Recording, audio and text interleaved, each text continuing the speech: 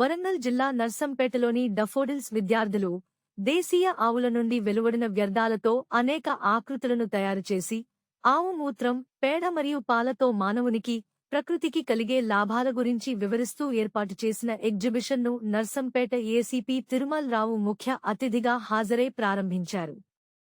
అనంతరం విద్యార్థులు తయారుచేసిన వ్యవసాయానికి ఉపయోగించే జీవామృతాలను, పేడతో చేసిన వినాయకుడి ప్రతిమ, కీచైన్లు, పెళ్లి పీటలను తిలకించి విద్యార్థులను అభినందించారు. ఈ సందర్భంగా ఏసీపీ మాట్లాడుతూ, భారతదేశ మానవారికి గోమాత ఎంతో గొప్పదని, తల్లిదండ్రులు, గురువులు, బ్రాహ్మణుల తర్వాత ఎక్కువగా గౌరవించేది గోమాతను అని అన్నారు.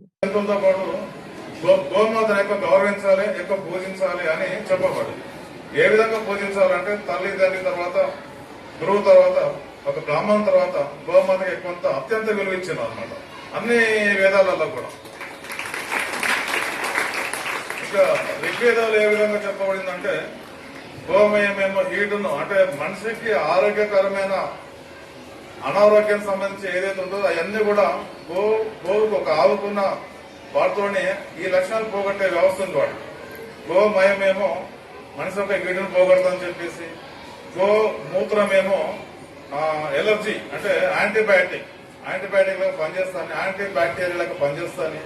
గో పాలు ఉంటాయి కదా, ఆవు పాలు, అదేమో జీర్ణం, మనకు అజీర్తి తగ్గించి జీర్ణ వ్యవస్థను పెంపొందించే విధంగా ఉంటుందని. తర్వాత ఆవు నెయ్యి గాని, ఆవు పెరుగు గాని, ఈ విధంగా అంటే ఒక్కొక్క దానికి ఒక్కొక్క లక్ష్యం ఉండడం వల్ల మనము గో వ్యర్థాలన్నీ కూడా గొప్ప పూజిస్తాము. ఎక్కడ కూడా ఏ జంతువు యొక్క వ్యర్థాలు కూడా ఇంత గొప్పగా పూజించబడవు, ఎక్కడ కూడా చెప్పబడలేదు. వేదాలలో కూడా చెప్పబడింది. దాదాపు ఎన్నిసార్లు చెప్పబడింది అంటే గోవు గురించి వేదాలలో, అంటే ఎప్పుడో చిన్నప్పుడే మేము చూసినాం. ఇది దాదాపు ఒక, అంటే అన్ని జంతువులు చెప్పబడింది. ఒక గోవు గురించి 1500 సార్ల కంటే ఎక్కువ వేధించబడింది అన్నమాట.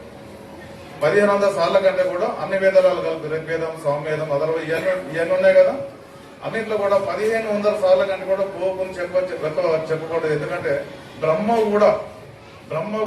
అంతేనా మేడం, రామదేవుడు బ్రహ్మ పూజించేవాడని విన్నాను ఎప్పుడు చిన్నప్పుడు. అన్ని వేదాలలో చెప్పబడేది. విష్ణు మహేశ్వరుడు కూడా గోవును పూజించేవాళ్ళు. మనకు ఋషులు, పొంగవులు, తర్వాత పెద్ద పెద్ద మహర్షులు, అంటే ఇతిహాసాల్లో చెప్పాలని మహర్షులందరూ కూడా మన గోవు గురించి ఎన్నోసార్లు ఎన్నో విధాల రకరకాలు చెప్పి మన మీద ఆ వ్యవస్థ ఎప్పుడు ఎల్లప్పుడూ ఉండే విధంగా చెప్పేదాన్ని మనం మహాభారతం తీసుకోవచ్చు. మనం మహాభారతంలో మనకు ఒక ఆట పాటలు అందు కానీ, లేకపోతే మనకు అర్థమయ్యేటట్టు కానీ శ్రీకృష్ణునికి గోవు ఎంత దగ్గర చెప్పబడింది అనుకున్నాం. మనకు ఏ విధంగా చెప్పబడిందంటే, శ్రీకృష్ణునికి అతను యాదవ కులంలో పుట్టిండని, యాదవ కులంలో ఎక్కువ ఆవులే ఉంటాయని, ఆవుల ద్వారా పాలు ఈయనకి ఇస్తారని, అంతనికి ఈయన దొంగతనం చేస్తా, వెన్నైనా దొంగతనం చేస్తారని, ఈయన బాగా ఆకలితో ఒకసారి పుట్ట కింద ఆవు వచ్చి పాలిస్తుందని చెప్పేసి, అంటే ఆవుకు శ్రీకృష్ణుడికి ఉన్న బంధాన్ని మొత్తం కూడా మహాభారతంలో చెప్పింది అన్నమాట. చాలా బాగా చక్కగా, అంటే ఇప్పుడు నాకు ఏం గుర్తురాట్లు, ఎక్కువ 20-30 ఏళ్ళకి చదువుకున్నాం మేము, ఎక్కువ గుర్తురాట్లే కానీ చాలా చక్కగా అది విశదీకరించిన 53 కోట్ల దేవతలు మొత్తం కూడా, 30 మాత్రమే కాదు, 33 కోట్ల దేవతలు ఒకనొక సమయంలో లాక్షలు భయపడి ఆవు కడుపులో దాపుతున్నారని విన్నాను ఎప్పుడో చిన్నప్పుడు. మరి ఎంతో బాగా వస్తాను కానీ విన్నాను. సరే, ఇదంతా కూడా ఒక ఎత్తు. మనకు ఆవును గురించి ఈరోజు గుర్తుంచుకోవడం మనకు ఎంతో, అంటే ఇదే ఏమైనా గోవు గురించి కూడా పద్యం రాసింది. ఒక ఐడియా ఉందా? వాడైననేమి కరము పాలు, భక్తి కలిగిన పొడు పక్కడైన చాలు, విశ్వధాభిరామ విడుదలేమా అని.